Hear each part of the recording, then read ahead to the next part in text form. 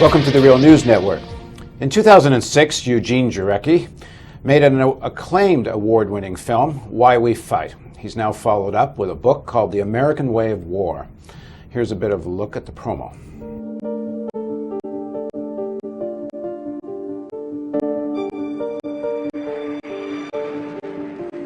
What are we fighting for? Why do we bury our sons and brothers in lonely graves far from home?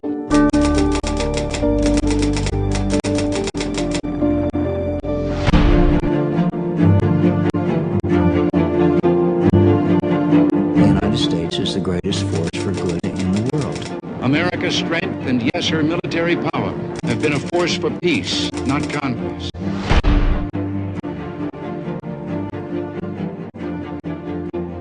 In the councils of government, we must guard against the military-industrial complex. We must never let this endanger our liberties or democratic processes. What we are risking is the republic itself. The structure that we tried to create to prevent the rise of an imperial presidency.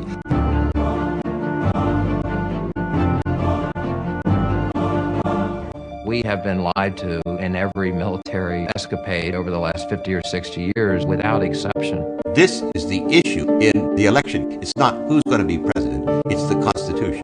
If you don't restore it, it doesn't matter who you elect.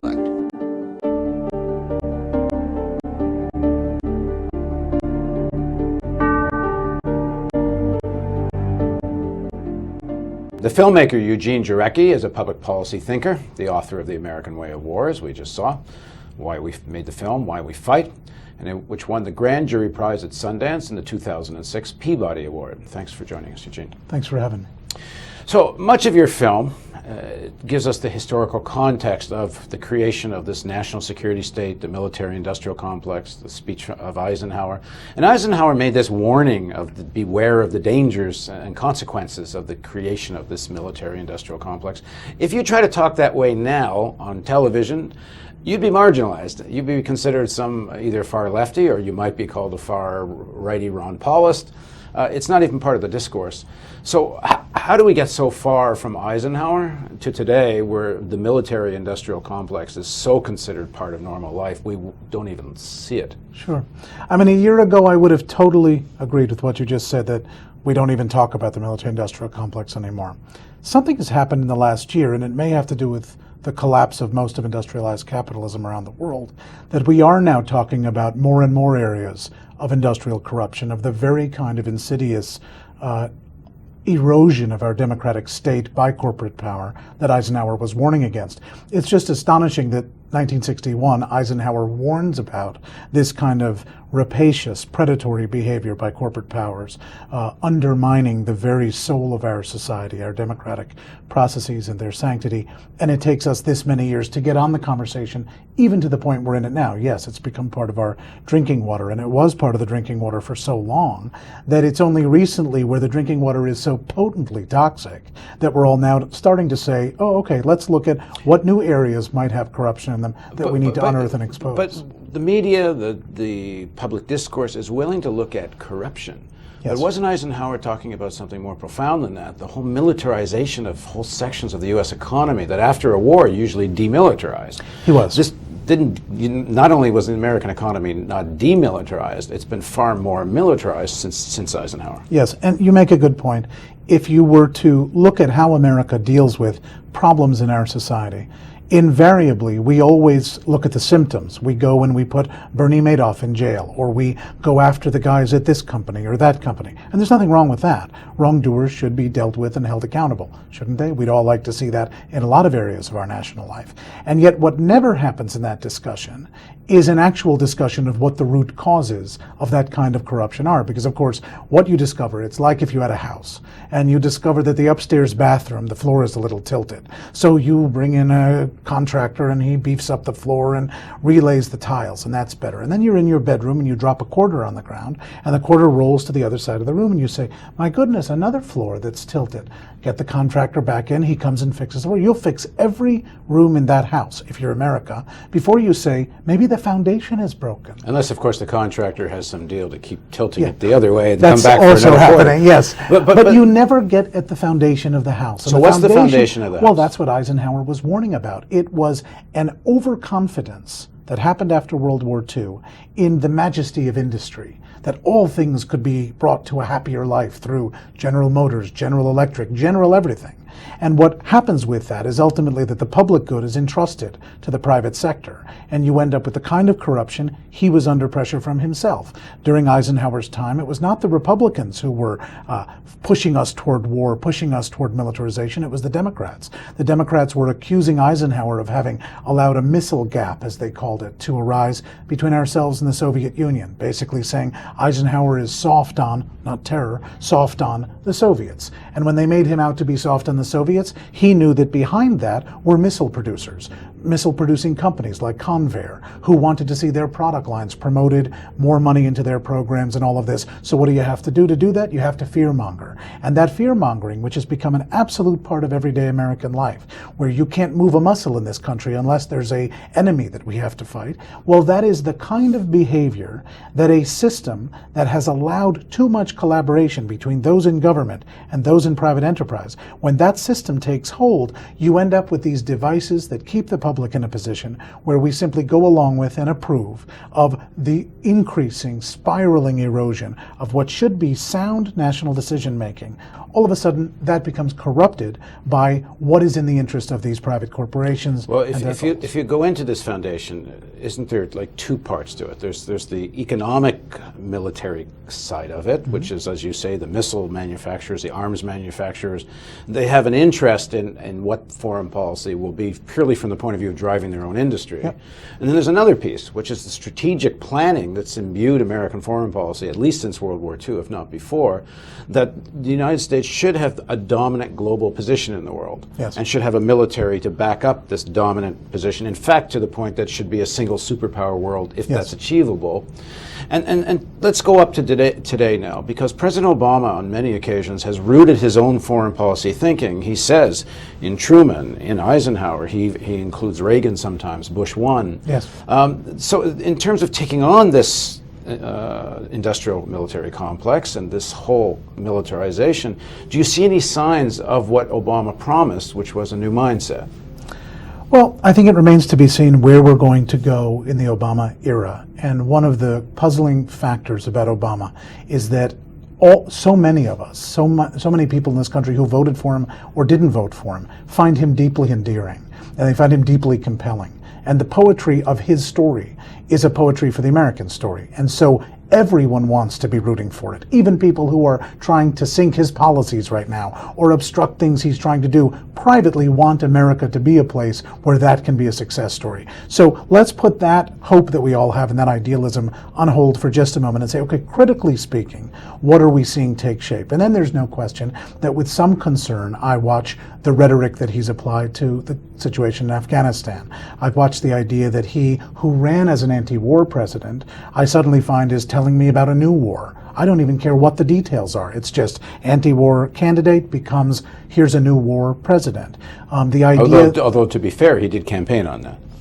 He did campaign on that, but only late in the game, after one had already gotten a real sense. This is a man who came to public notoriety and came to public esteem through his courage in having opposed the Iraq War, his original voting, his courage along the way in being critical of it. Well, not so much voting, but his original speech that he made in Illinois back in 2003. Although if you look at that speech, it's very much about a strategic blunder.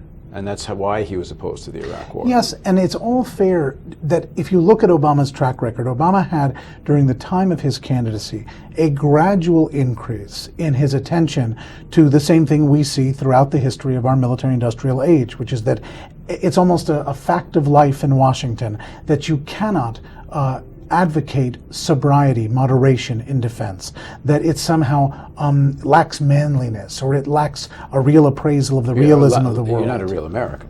Well, that sort of thing. And the problem is, then Eisenhower isn't a real American.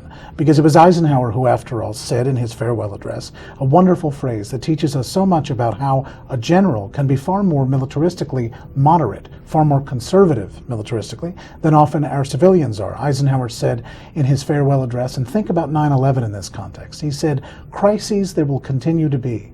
In meeting them, whether foreign or domestic, great or small, there is a recurring temptation to feel that some spectacular and costly action could prove the miraculous solution to all current difficulties.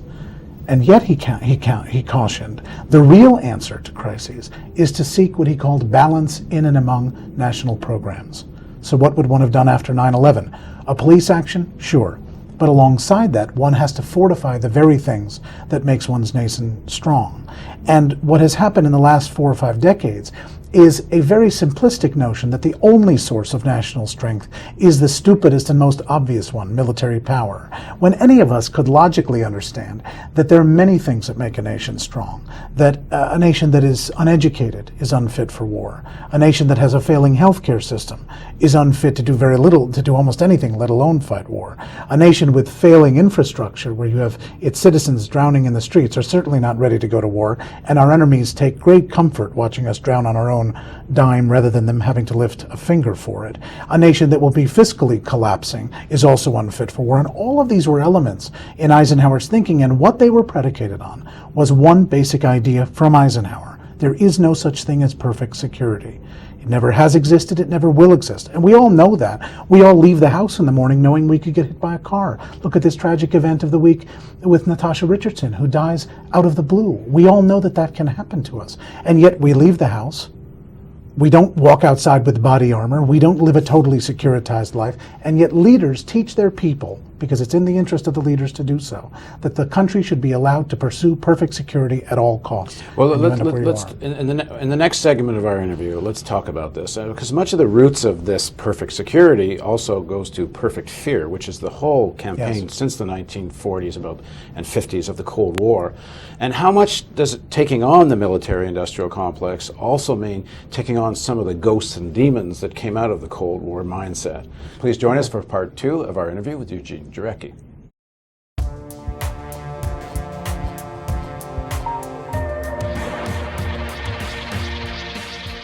There are times when reality just asserts itself, in spite of the haze created by television news and entertainment.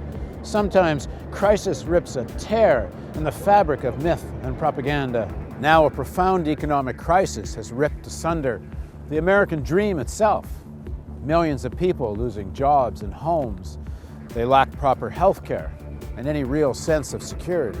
Since 2001, workers' wages have fallen or remained stagnant, even though worker productivity has risen almost 33%. By 2006, the top 1% of households were receiving 23% of all pre-tax income, more than double what it was in the 1970s. It's the greatest concentration of income since 1928. As unemployment rises, we need to know why this crisis is happening and what we can do to defend ourselves. Why are wages so low? Why is the society so laden with debt? Is it in ordinary Americans' interest to have $1 trillion military budget to project power across the globe? Corporate television news won't ask these questions, let alone try to find answers. Only a truly independent news network can tackle these questions with courage and with ordinary people's interests in mind. We need a news network that's independent of corporations, governments, and political parties. We need the real news. But there won't be a real news network unless we raise substantial funds right away. The current financial crisis has hit our funding hard. Together, we do have the power to turn it around. There are already hundreds of thousands of people watching the real news every month. If everyone pitches in, we can build an internet and cable television network that will change the face of media forever. You can organize house parties, talk to friends at school and at work, send email blasts and spread the word. Distribute this video to everyone you know. Pick up the phone and call a few friends and suggest they visit therealnews.com. Invest just 10 minutes a day to ask friends and colleagues to join the campaign to create a truly independent source of internet and television news. Together, we can build this network. Just 50,000 people at $10 a month gets us to our first level of sustainability. You can help us reach this goal, and when we do, we'll move to television in millions of homes across North America. Help us reach an audience in the millions. Please contribute generously. Spread the word. Let's make the Real News television network a reality.